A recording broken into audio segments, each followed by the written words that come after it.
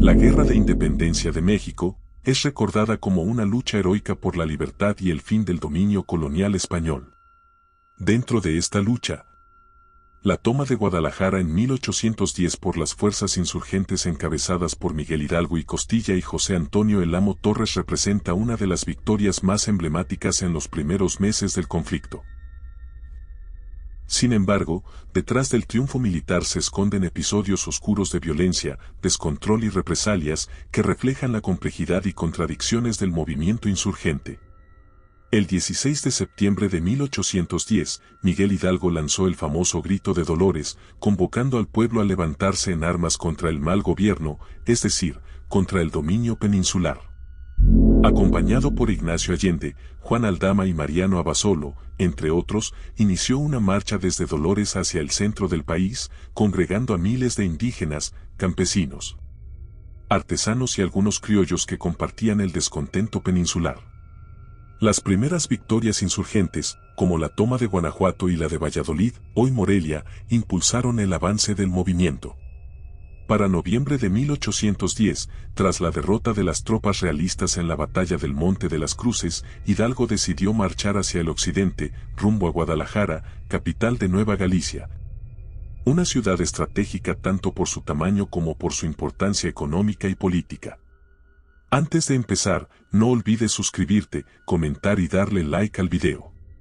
La ciudad fue defendida inicialmente por fuerzas realistas, pero la resistencia fue débil frente a la fuerza numérica y moral de los insurgentes, que ya contaban con un ejército que superaba los 60.000 hombres, aunque mal armados y poco disciplinados. El 25 de noviembre de 1810, las fuerzas insurgentes entraron a Guadalajara prácticamente sin encontrar resistencia. La ciudad fue tomada por José Antonio Torres, conocido como el Amo Torres, un caudillo local que se había unido tempranamente a la causa de Hidalgo. Con la entrada de las tropas insurgentes, se consolidó el control de Hidalgo sobre el occidente del virreinato.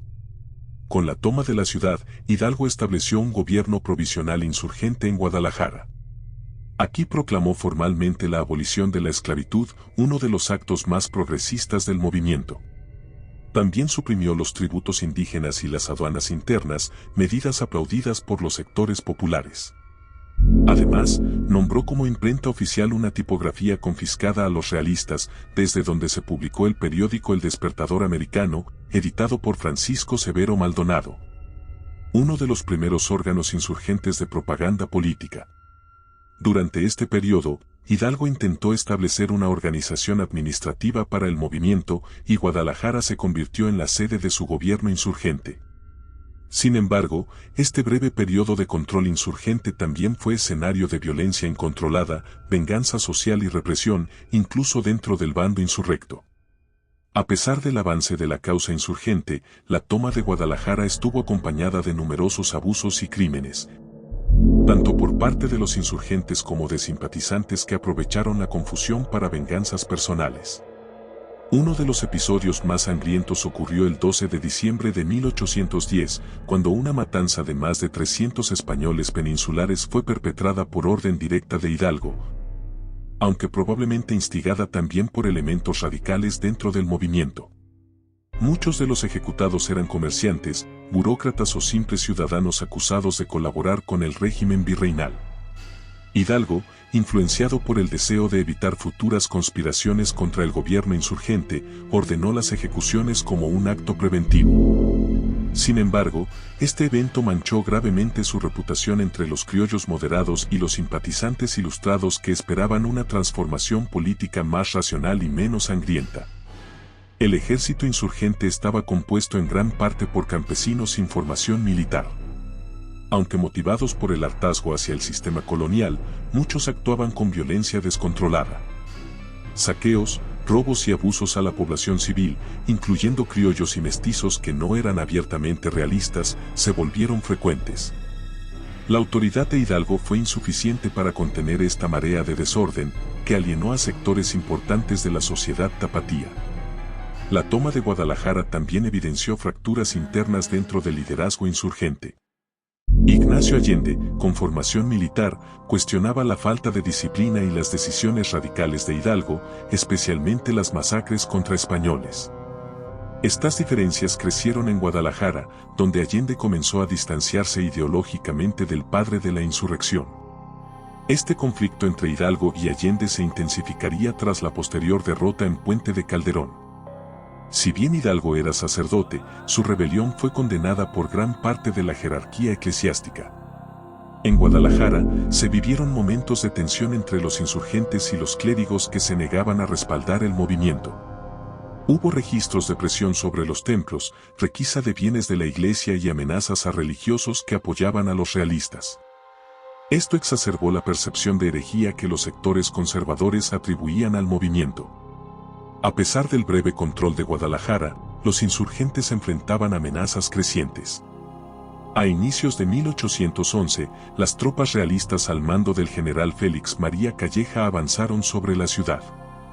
El 17 de enero de 1811, en las cercanías del Puente de Calderón, tuvo lugar una de las batallas más decisivas y desastrosas para el movimiento. Aunque los insurgentes superaban en número a los realistas, la falta de estrategia, la improvisación y el caos interno llevaron a una aplastante derrota. Guadalajara fue retomada por las fuerzas virreinales y los líderes insurgentes huyeron rumbo al norte, donde eventualmente serían capturados y ejecutados. La toma de Guadalajara simboliza tanto el auge inicial del movimiento de independencia como sus profundas contradicciones. Por un lado, se proclamaron principios libertarios como la abolición de la esclavitud, por otro, se perpetraron actos de terror y violencia indiscriminada. Estos hechos complejizan la figura de Hidalgo. Lejos de ser un libertador idealizado, tal vez un líder con buenas intenciones, pero superado por la fuerza incontrolable del levantamiento que él mismo había iniciado. Su idealismo chocó con la realidad de un ejército desorganizado y un pueblo profundamente resentido por siglos de opresión. La toma de Guadalajara durante la Guerra de Independencia es un capítulo que merece ser recordado con matices. Fue una victoria táctica para los insurgentes, pero también un momento de descomposición moral y crisis política que anticipó el colapso de la primera etapa del movimiento. Yo me despido, no sin antes decir que sabemos y que creemos saber.